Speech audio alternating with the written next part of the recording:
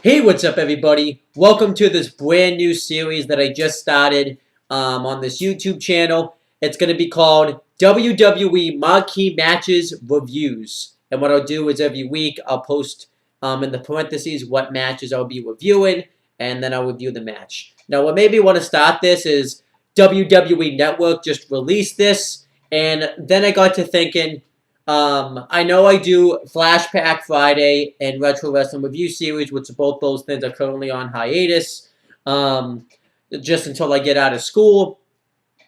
But then I started thinking to myself, this would be an easier way to kind of break down one match, and kind of really focus on that, because sometimes when I do the Retro Wrestling Review Series and Flashback Fridays, the matches that really are the most important matches on the shows don't get as much attention as they deserve. So this way I can do that. This will kind of really talk about the importance of the matches.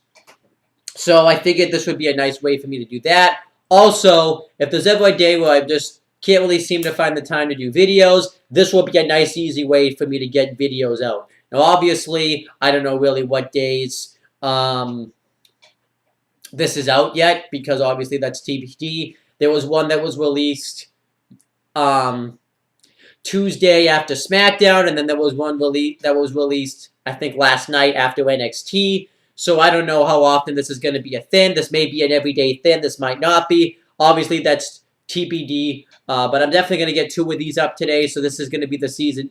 There's going to be no season premieres. I'm just going to go episode by episode. So let's talk about today. So how this is going to work is it's pretty much going to be like the Retro Wrestling Review Series, where I'll go over the history, the backstory of the match, how the match came to be, the match itself, and then the history of the match, you know, the aftermath, where each wrestler went, and then obviously kind of why the match is significant today. Now, obviously, maybe WWE would try to put the WWE propaganda claiming that it was important when it really wasn't as important as it was. Now, I don't know if this is just going to be WWE matches, or they're going to include, or if they're going to include WCW, ECW, and, you know, all the other company matches that's on the network. Obviously, that's also TBD, but let's talk about the match, the very first match that's going to be part of this series, which I think is a very fitted match as a part of this series. Now, as everybody knows, if I start watching the door, by the way, because someone's going to come in to deliver a package and I have to sign for it, so that's why I'm going to be watching the door a lot. But let's get right into this. As everybody knows, tomorrow at noon, WWE is going to be airing from Saudi Arabia, called the Greatest Royal Rumble, or shortened on Twitter, GER, because, you know, it stands for the Greatest Royal Rumble. So I guess the WWE wanted to get people in the mood for the Royal Rumble match for that Royal Rumble show, by posting marquee matches from past Royal Rumble events, which obviously I think makes sense. So this is going to be these first 2 episodes are going to be focused around Royal Rumble matches, because that's what this Friday has to entail. Maybe this is going to be like a pay-per-view thing, where they'll kind of show matches they have to do with the next upcoming pay-per-view. Obviously, that's to be determined. But let's kind of set the stage. The match I'm reviewing today, as it says in the title, is going to be the WWF Royal Rumble match from 1992. Let me kind of set the stage of how this match kind of came to be a thing.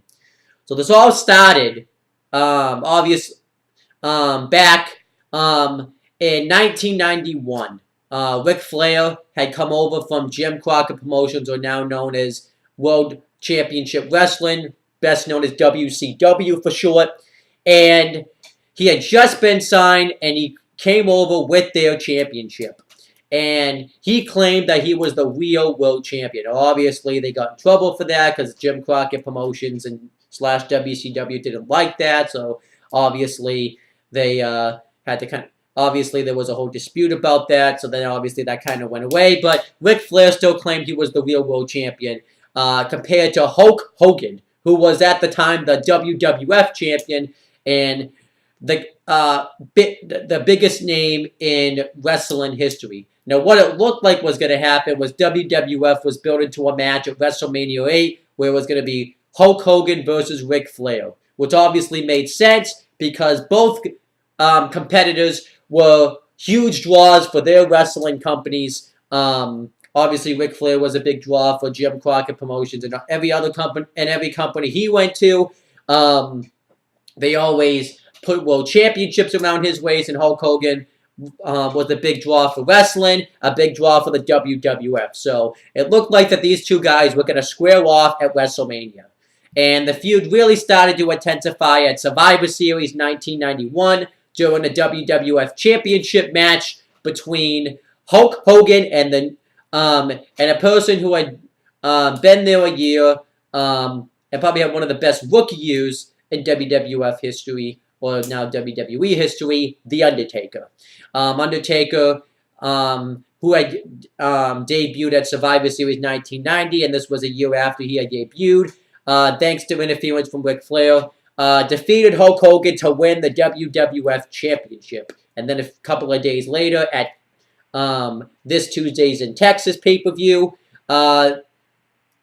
in Hulk Hogan's rematch clause for the WWF Championship against The Undertaker, Ric Flair tried interfering again, but Hulk Hogan was able to thwart off the attack, and he ended up catching he ended up catching The Undertaker with a roll-up and regained the WWF Championship.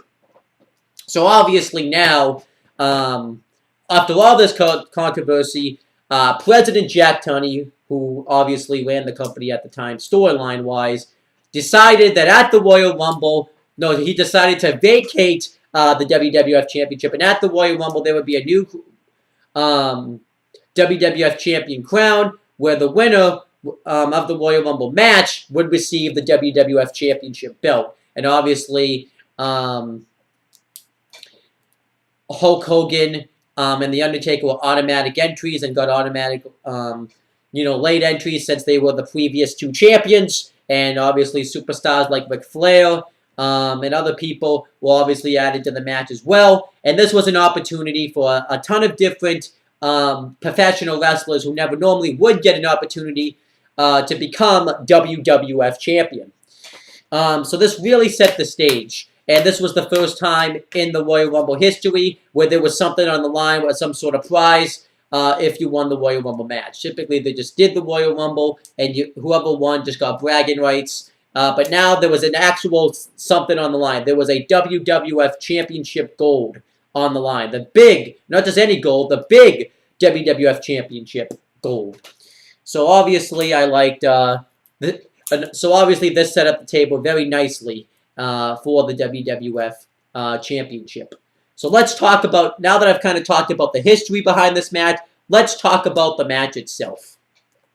So, for commentate, obviously I forgot to mention too, the person who ended up hosting this was Charlie Caruso. She just kind of introduced the thing. She really didn't do too much, but whatever.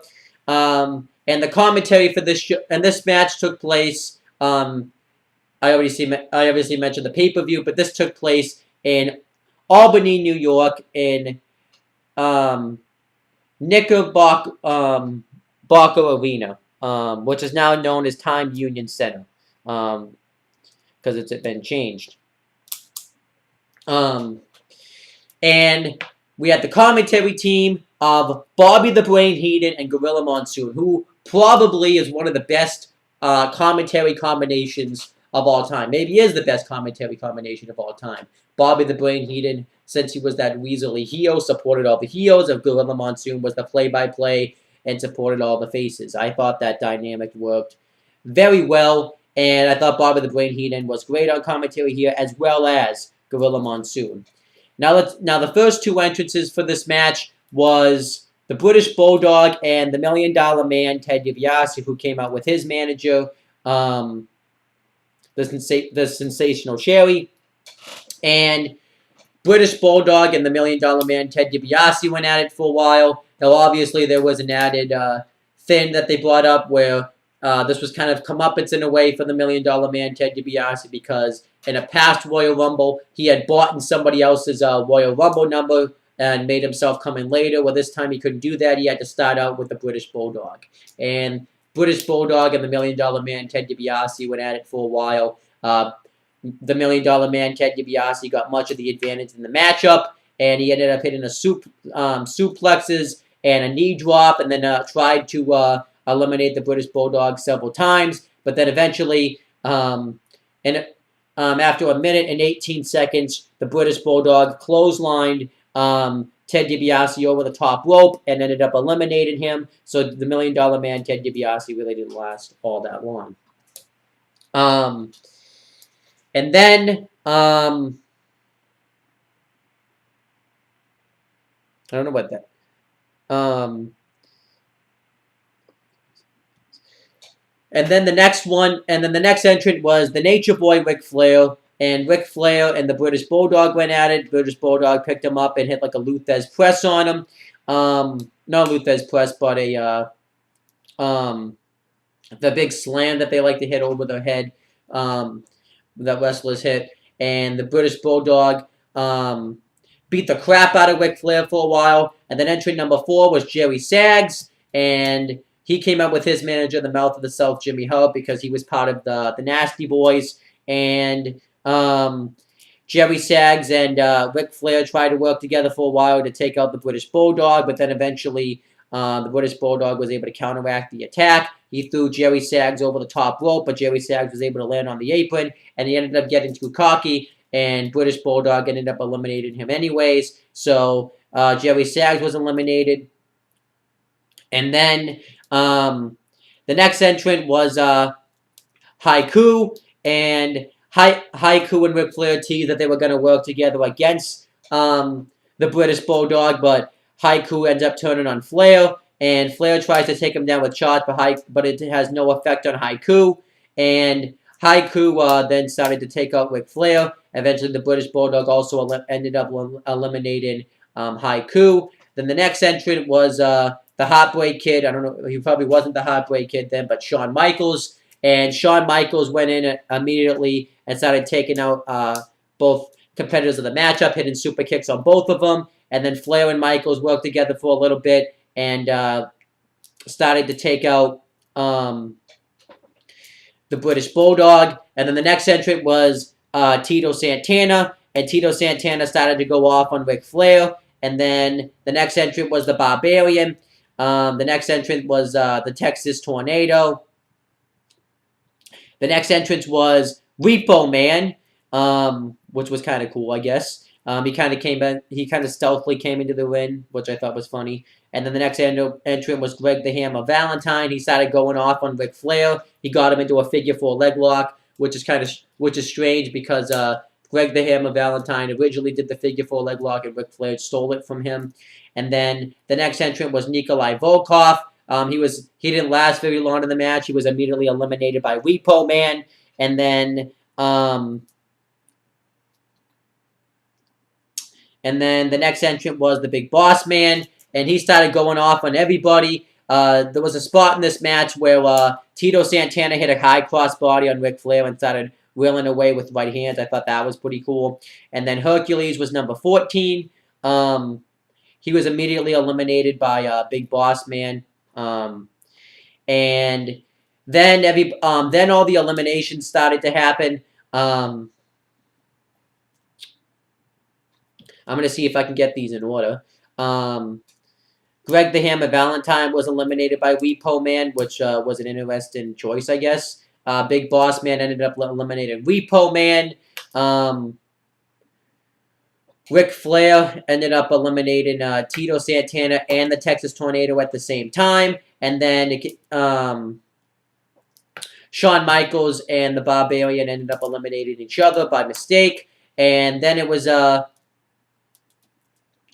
then after Ric Flair and then after Flair had tried to come in there and eliminate Big Bossman and Hercules at the same time, but Bossman was able to survive. Bossman started going off on Ric Flair. He missed a high cross body, and Ric Flair was able to eliminate him right away. And Ric Flair was left in there for himself. And then the next entrant comes out, and it ends up being none other than Rowdy Roddy Piper, who earlier in the night had won the Intercontinental Championship.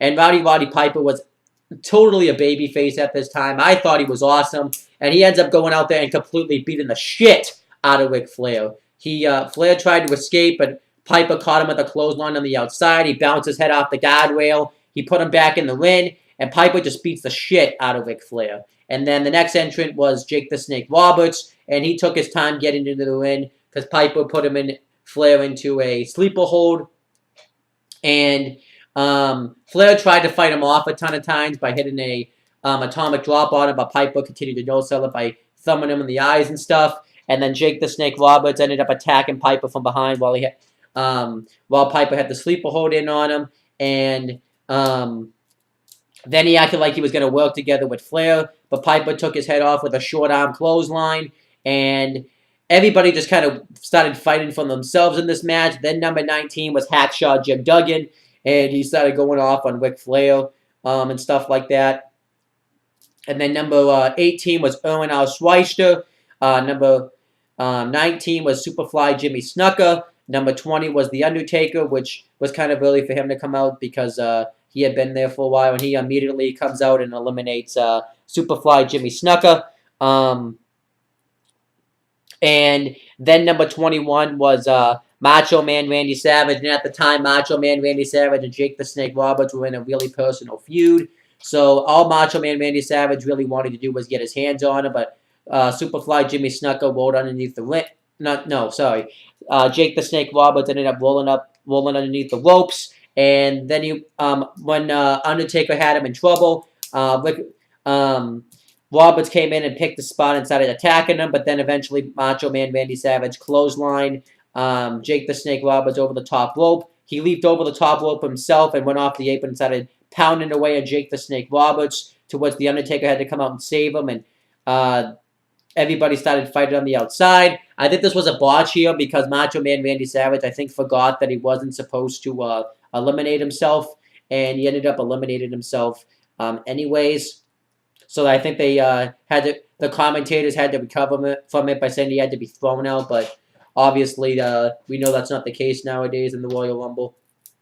And then number 22 was the Berserker. Number 23 was Virgil. Number 24 was Colonel Mustafa. Number 25 was the Model Rick Martel, who lasted a pretty long time in this match. Number 26 was Hulk Hogan. And Hulk Hogan immediately went after Flair and The Undertaker, which made sense since he had been feuding with them, and he bounced their heads together. He eliminated The Undertaker with a clothesline, and then he eliminated the Berserker right after that. And then number 27 was Skip, and then Flair and Hogan went at it for a while. They fought on the outside, and Flair tried to suplex him on the floor, but Hogan reversed it into one of his own. And then number 27 was Skinner. Number 28 was Sergeant Slaughter. Number 29 was Sid Justice. And number 30 was the Warlord. And the Berserker. Oh, I already said that. Sorry. Virgil and, Colonel Mustafa ended up getting eliminated by Macho Man Randy Savage. And then the Berserker and Virgil both ended up eliminating each other by mistake. And then the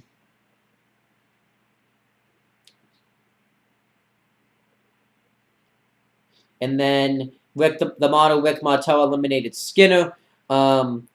Sid Justice ended up Irish whipping Sergeant Slaughter, and he went really, really hard into the ropes. And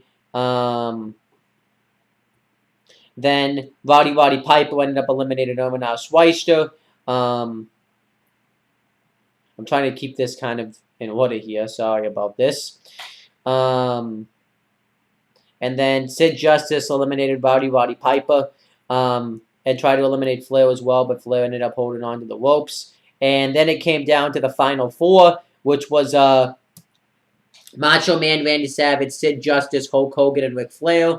And Sid Justice ended up eliminating Macho Man Randy Savage when Flair hit a high knee on him, and which caused. And I forgot to mention that the Warlord was eliminated by Hogan and Sid Justice because Hogan and Sid Justice had formed an alliance with each other because Sid Justice was supposed to be this big baby face, and Macho Man Randy Savage was eliminated afterwards by Flair and Sid Justice, and then it was down to 3, and Hogan and Flair went at it as Sid Justice watched, and Sid Justice took an opportune time to eliminate Hulk Hogan, to which Hulk Hogan got absolutely pissed about, and Sid Justice was just like, it's every man for himself. So then Hogan grabbed Sid Justice's arm, and this causes Flair to be able to swoop in and eliminate Sid Justice, and Ric Flair wins, and he ends up becoming the new WWF champion. The whole match, Bobby the Brain Heenan kept talking about how it wasn't fair that Ric Flair had to start off the match at number 3 and go through this much punishment. But then when he won, he's like, I told you he was going to win. I just knew it, which I thought was great. And Ric Flair at this time had set a new longevity record with a record of 1 hour and 2 seconds, which is the 5th longest consecutive year that the Royal Rumble record was broken, which I think he held on to this record until 2004, when it was broken by Chris Benoit, which I think might be true, but I may be wrong. But I think it was since 2000. I think in 2004 it was broken by Chris Benoit. But now the longest record is held by Rey Mysterio. So yeah, and then afterwards, Hogan and Flair start arguing with each other.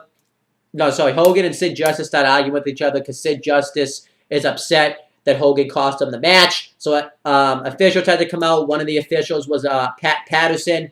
And then backstage, Ric Flair, Mr. Perfect, who was working with Flair at the time, and Bobby the Brain Heenan all get interviewed by me, Gene Okerlund. And Ric Flair talked about how he's happy to be the #1 guy in WWF. And he says, with a tear in my eye, this is the greatest moment in my life. And to stay on top, you need to be on top. To prove you're on top, you need to be on top. Mr. Perfect and Bobby the Brain Heenan talked about how they told you this was going to happen. This is when Gene Okerlund had that famous line at the Royal Rumble when he told somebody to put that cigarette out, which I still think is funny to this day. And then that was pretty much the end of the Rumble, and that was the end of the show.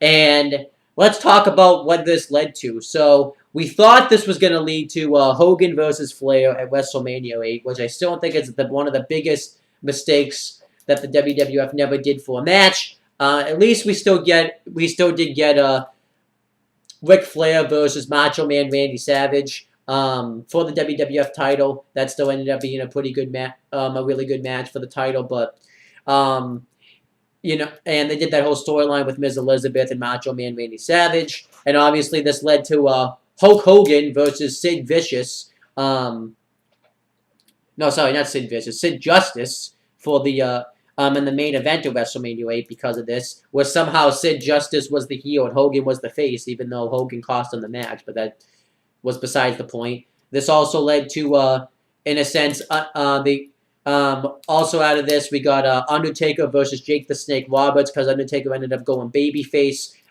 because he ended up helping saving Macho Man Randy Savage and Elizabeth a ton of times going into WrestleMania 7. Not WrestleMania 7, sorry, WrestleMania 8. And that's really it. But yeah, overall, and obviously, this is probably to this day the greatest Royal Rumble of all time. I know, like, we have a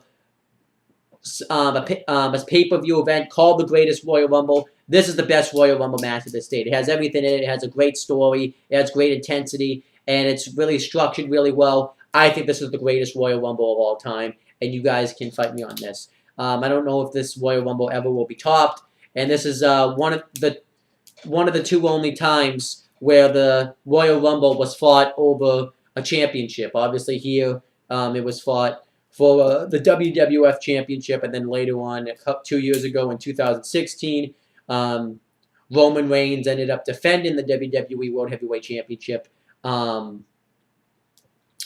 in the Royal Rumble match in 2016. And then obviously, let's mention where everybody is now, and was in this match. The British Bulldog unfortunately passed away. I'm just gonna say where they are now. I'm not gonna go over what they did in their career. The $1 Million Man, Ted DiBiase, is in the Hall of Fame. I think he lasted about a few more years in WWF, and then he went to WCW, and then obviously he ended up hanging up his boots. The Nature Boy Ric Flair is still one of the greatest of all time. He wrestled up until 2008 in WWF, and which is now known as WWE, and then he had his retirement match with Shawn Michaels at WrestleMania 24, but of course he wasn't officially done. Then he went to TNA, and he had his last match in 2011 against in 2011. So yeah, and Jerry Sags, I believe, is doing indies, but let me just check. I think he might be retired because I know the Nasty Boys just had a brief run in TNA.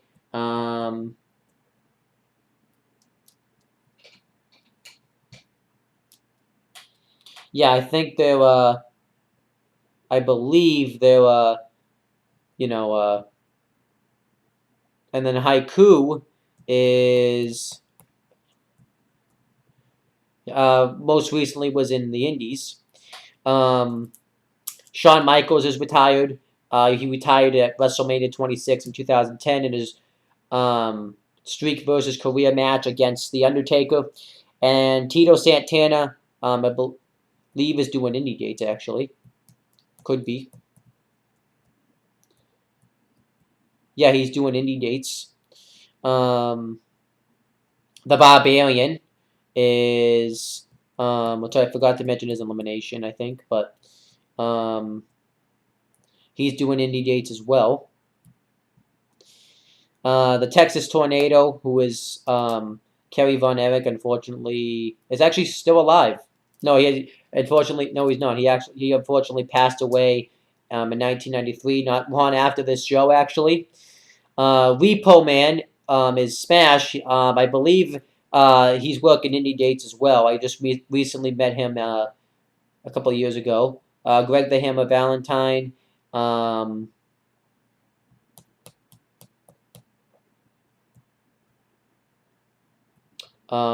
As retired, pretty much.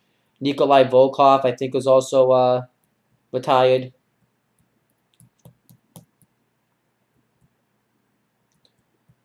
Yeah, he's pretty much retired. He'll appear every now and then. Big Boss Man's passed away. Hercules is dead. Roddy Piper unfortunately passed away, which is really sad. Jake the Snake Roberts pretty much went on a downward spiral, as everybody knows, and he recently just got clean, and he was inducted into the 2014 Hall of Fame class. Hacksaw Jim Duggan's pretty much retired. He wrestled up full-time. He wrestled pretty much full-time up until 2009, I think. Owen Schweister is, I think, an agent backstage. Superfly Jimmy Snuka's passed away. Undertaker's still wrestling. He's going to be wrestling at the Greatest Royal Rumble event. Macho Man Randy Savage has passed away. The Berserker, I think, is pretty much either retired or doing indie dates. He's retired. Virgil is, I think, still doing indie dates. Because I hear he's still doing indie. Yeah, Virgil's still doing indie dates. Actually, no, he's doing podcasts and stuff. He actually is kind of doing some indie dates, though. Colonel Mustafa is the Iron Sheik. He posts a lot of weird stuff on Twitter. Rick Martel, I think, is retired. Yep, he's retired. Hulk Hogan is currently in trouble currently kind of banned from WWE because of his sex tape. Skinner is, I think, retired. Yeah, he's retired. Sergeant Slaughter is pretty much retired. Sid Justice, I think, is also retired. Yeah, he retired in 2017, actually. And the Warlord is, I think, doing indie dates.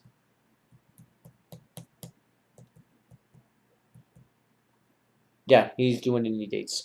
Obviously, when I do this more when it's not a Royal Rumble, I can obviously have more of it. But yeah, so that's for everybody that's in this match now. And obviously the commentary team, Mean Gene Okerlund is pretty much just a legend. You'll see him every now and then. Gorilla Monsoon, unfortunately, is and Bobby the Brain Heenan both have passed away. Heenan just recently passed away. I believe it's September of 2017. So that's kind of sad. But overall, yeah, that's the Royal Rumble match. I still think this is the greatest Royal Rumble match. If you have not seen the 1992 Royal Rumble match, I totally would recommend checking it out. But that's pretty much it, guys. Thank you guys for watching this video. And I forgot to mention, we'll get it actually because I got to make sure I mention it.